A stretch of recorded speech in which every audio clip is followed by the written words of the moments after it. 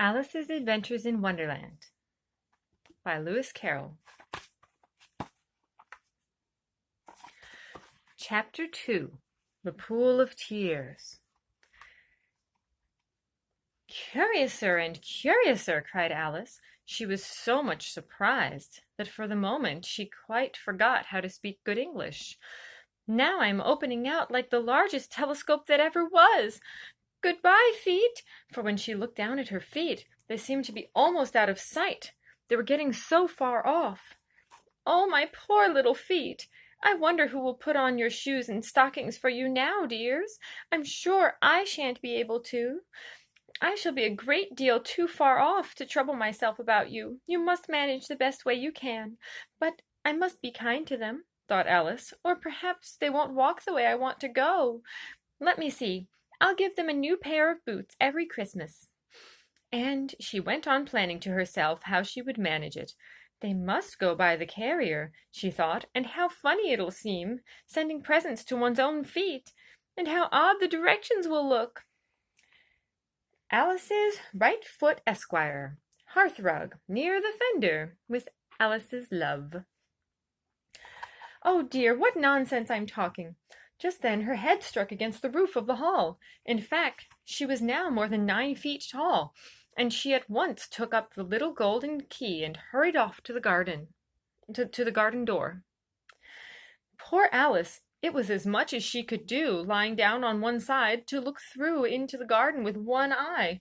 But to get through was more hopeless than ever. She sat down and began to cry again.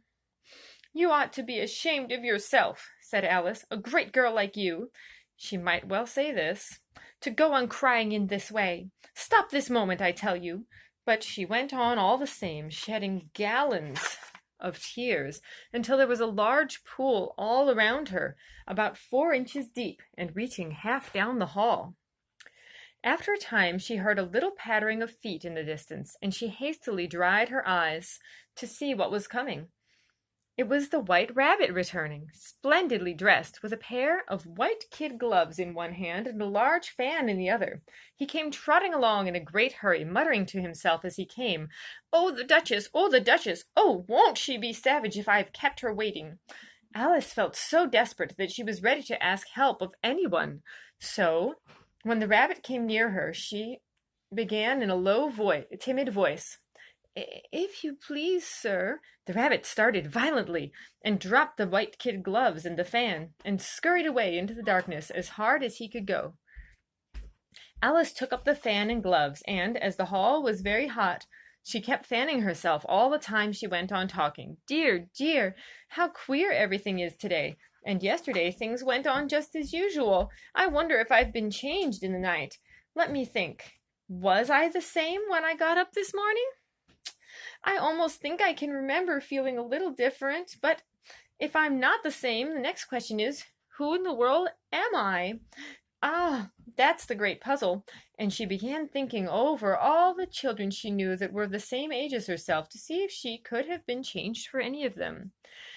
"I'm sure I'm not Ada," she said, "for her hair goes in such long ringlets, and mine doesn't go in ringlets at all. And I'm sure I can't be Mabel, for I know all sorts of things, and she knows such a very little. Besides, she's she, and I'm I, and oh dear, how puzzling it all is. I'll try if I know all the things I used to know. Let me see. 4 times 5 is 12, and 4 times 6 is 13, 4 times 7 is... Oh dear, I shall never get to 20 at that rate. However, the multiplication table doesn't signify. Let's try geography. London is the capital of Paris, and Paris is the capital of Rome, and Rome... No, that's all wrong. I'm certain I must have been changed for Mabel. I'll try and say, how doth the little... And she crossed her hands on her lap, as if she were saying lessons, and began to repeat it, but her voice sounded hoarse and strange, and the words did not come the same as they used to. How doth the little crocodile improve his shining tail, and pour the waters of the Nile on every golden scale? How cheerfully he seems to grin, how neatly spread his claws, and welcome little fishes in with gently smiling jaws. I'm sure those are not the right words, said poor Alice, and her eyes filled with tears again as she went on. I must be Mabel after all, and I shall have to go and live in that poky little house and have next to no toys to play with, and oh, ever so many lessons to learn. No, I've made up my mind about it. If I'm Mabel, I'll stay down here. It'll be no use their putting their heads down and saying, Come up again, dear. I shall only look up and say, Who am I then? Tell me that first, and then, if I like being that person, I'll come up. If not, I'll stay down there till I'm somebody else. But oh dear, cried Alice with a sudden burst of tears, I do wish they would put their heads down. I am so very tired of being all alone here. As she said this, she looked down at her hands, and she was surprised to see that she had put on one of the rabbit's little white kid gloves while she was talking. How can I have done that? She thought. I must be growing small again. She got up and went to the table to measure herself by it, and found that, as nearly as she could guess, she was now about 2 feet high and was going on shrinking rapidly. She found out that the cause of this was the fan she was holding, and she dropped it hastily, but just in time to avoid shrinking away altogether. That was a narrow escape, said Alice, a good deal frightened at the sudden change, but very glad to find herself still in existence. And now for the garden, and she ran with all speed back to the little door, but alas, the little door was shut again, and the little golden key was lying on the glass table as before. Ah, things are worse than ever, thought the poor child, for I never was so small as this before, never, and I declare it's too bad that it is. And as she said these words, her foot slipped, and in another moment, splash, she was up to her chin in salt water. Her first idea was that she had somehow fallen into the sea. And in that case I can go back by railway, she said to herself. Alice had been to the seaside once in her life, and she had come to the general conclusion that wherever you go to on the English coast, you find a number of bathing machines in the sea, and some children digging in the sand with wooden spades, then a row of lodging-houses, and behind them a railway station. However, she soon made out that she was in the pool of tears, which she had wept when she was 9 feet high.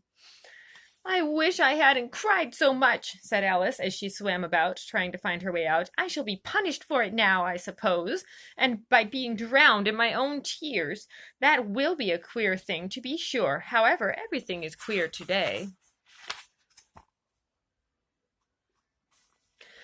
Just then she heard something splashing about in the pool a little way off, and she swam nearer to make out what it was. At first she thought it must be a walrus or a hippopotamus, but then she remembered how small she was now, and she soon made out that it was only a mouse that had slipped in like herself. Would it be of any use now, thought Alice, to speak to this mouse? Everything is so out of the way down here that I should think very likely it can talk. At any rate, there's no harm in trying. So she began. Oh, Mouse, do you know the way out of this pool? I am very tired of swimming about here. Oh, Mouse! Alice thought this must be the right way of speaking to a mouse. She had never done such a thing before, but she remembered having seen in her brother's Latin grammar a mouse, of a mouse, to a mouse, oh, mouse. The mouse looked at her rather inquisitively, and seemed to her to wink with one of his little eyes, but it said nothing. Perhaps it doesn't understand English, thought Alice. I dare say it's a French mouse, come over with William the Conqueror. For, with all her knowledge of history, Alice had no very clear notion how long ago anything had happened. So she began again. Oui, est mon châté, which was the first sentence on her French lesson book. The mouse gave a sudden leap out of the water and seemed to quiver all over with fright. Oh, I beg your pardon, cried Alice hastily, afraid that she had hurt the poor animal's feelings. I quite forgot you didn't like cats. Not like cats, cried the mouse in a shrill, passionate voice. Would you like cats if you were me? Well, perhaps not, said Alice in a soothing voice. Don't be angry about it. And yet, I wish I could show you our cat Dinah. I think you'd take a fancy to cats if you could only see her. She is quite a dear, quiet thing. Alice went on, half to herself, as she swam lazily about in the pool. She sits purring so nicely by the fire, licking her paws and washing her face, and she is such a nice, soft thing to nurse, and she's such a capital one for catching mice. Oh, I beg your pardon, cried Alice again. Oh! For this time the mouse was bristling all over, and she felt certain it must be really offended. We won't talk about her any more if you'd rather not. We indeed, cried the mouse, who was trembling down to the end of its tail. As if I would talk on such a subject! Our family has always hated cats. Nasty, low, vulgar things. Don't let me hear the name again.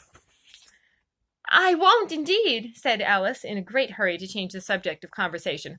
Are you fond of dogs? The mouse did not answer, so Alice went on eagerly. There is such a nice little dog near our house.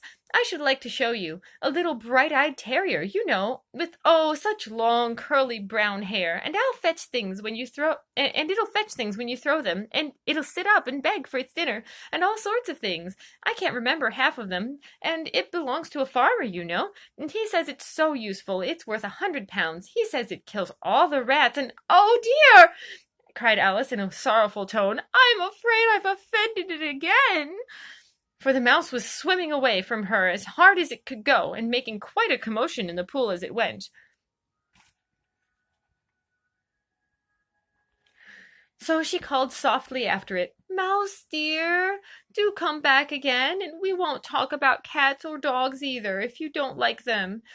When the mouse heard this, it turned round and swam slowly back to her. Its face was quite pale with passion, Alice thought, and it said in a low, trembling voice, Let us get to the shore, and then I'll tell you my history, and you'll understand why it is I hate cats and dogs.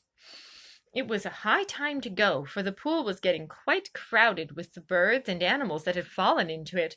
There was a duck and a dodo, a lory and an eaglet, and several other curious creatures. Alice led the way, and the whole party swam to the shore. Yes,